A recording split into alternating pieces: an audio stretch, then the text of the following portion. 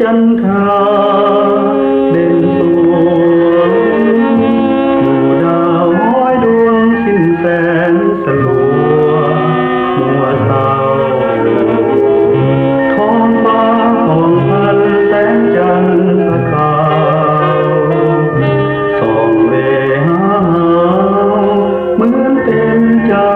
แห่งราตรีอยู่ใต้ห่มฟ้าเหนือของนาทีทินทาสตรีห้อยพันบ่งามเทียบทันนางนี้สวยขึ้นยิ่งเหลือ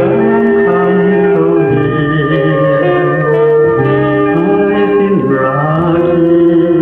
เป็นสีคนเมืองกระเดืองนางยืนนางเหมือนหนึ่งจะตรึงโลกอยู่แสนบริสุทธิ์พาใจว่าหวานดวงตาเปรียบคล้ายประกายเพชรงามหวานถอยน้ำคำยามเอ่ยว่าจี